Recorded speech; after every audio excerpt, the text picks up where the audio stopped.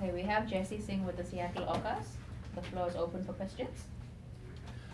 So they're talking about the stats that this is only the fifth time 5 wickets have been thrown in MLC history. You almost got the sixth right after the fifth. How are you feeling about that? And then how are you feeling about that it's coming to you right now and the rest of this tournament? Yeah, I mean, I think that the timing matters the most, right? For me, I think I needed a game like this, especially after the last few months. You know, I was really looking forward to World Cup. I had a great build up towards the World Cup.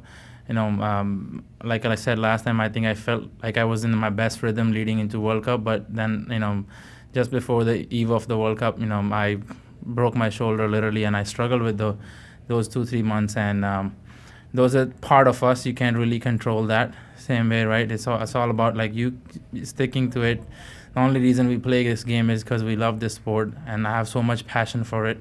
I have years of work behind it, and yeah, I just believe in divine timing, and I think I just continue to do what's in my hand, and I'm happy that it's coming right now, especially when the team needs the most. And I think we needed a game like this as a team. And I think beside my performance, I think we can easily say that everybody stepped up. It wasn't just me alone. Vamsi from MVPC. So it's a great season so far. The 1 wicket, 2 wickets, and 3 and 5. Amazing. It's 11 wickets. I was glad to see you bowling very good. What do you think in the pitch? Like when you go into the bowling, do you think that it's going to be a little bit bouncy because you got some good balls and a good rhythm and bouncy? So which we did not see it in the first innings.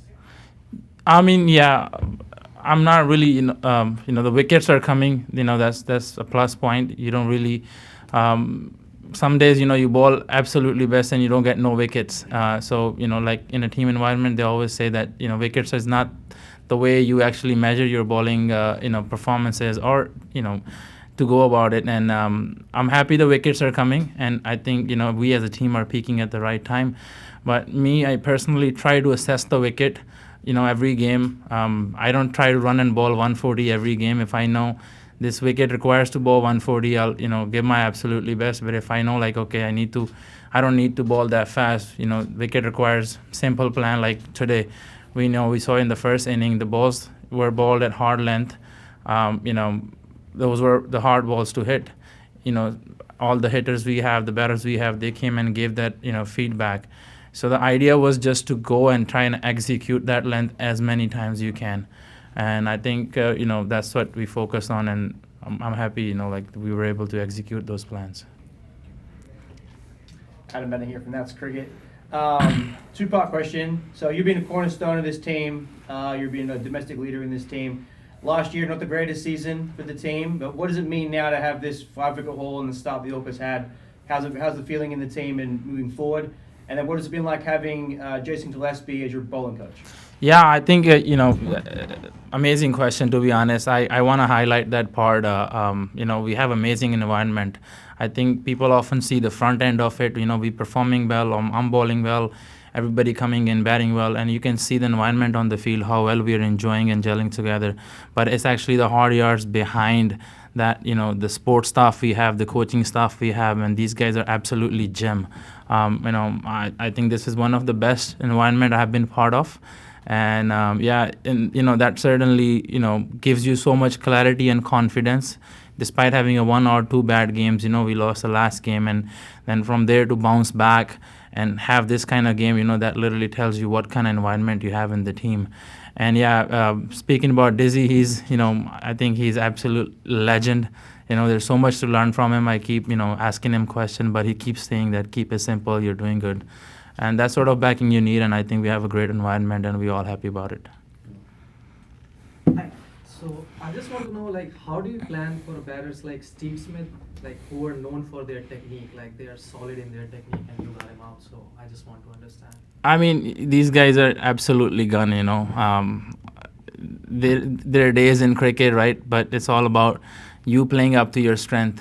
If these guys have amazing experience, they have massive experience throughout the world cricket, and if I going into the game, if I think about that he is this, he is this one is that, like if you put yourself under pressure, then it's hard for you to go and play the game. I like to back myself, play to my strength, what my strength is, and I like every game I go out there, I play like it's my last game. I will play with a big heart, and I want to give absolutely best, and rest I just leave it and see whatever happens. You did a great job, man. Thank you, appreciate it. So when you guys are, looking at the 228 you put up in the first innings, does that make it easier when you're talking about what you're doing when you're bowling and when you're defending, that you're able to be a little more aggressive there, trying to say, okay, we're going to shorten this game, or is that just, hey, look, that's what happened, and now we're just going to do our normal thing?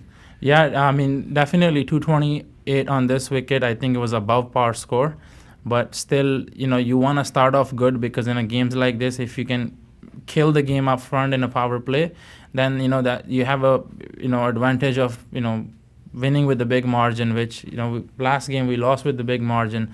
So once we started off good, then the idea was like, okay, let's try and get as much runs on our side we can, so that would be a plus point. Yeah, on a wicket like this, if your batting unit put up a runs like that, then it gives you extra cushion and extra confidence for you to go in and try and kill the game as early as you can. But as the bowlers, do you try to be a little more aggressive to the stumps when you have a lead like that coming in?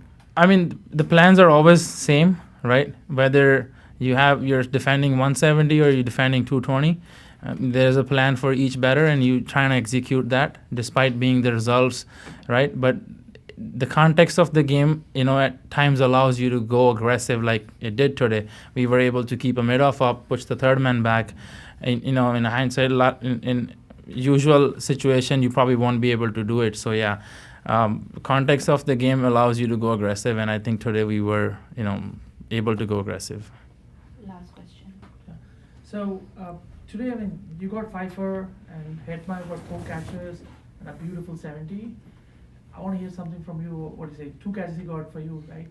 What do you? I want to say something about Hetman. Like, what do you think? I mean, Haiti, I think, he does it every game. He's one of the best fielders we have, and I think we really have a great fielding unit. Every game we keep talking about how we can, save 10, 12 runs every game, how we can improve 1%.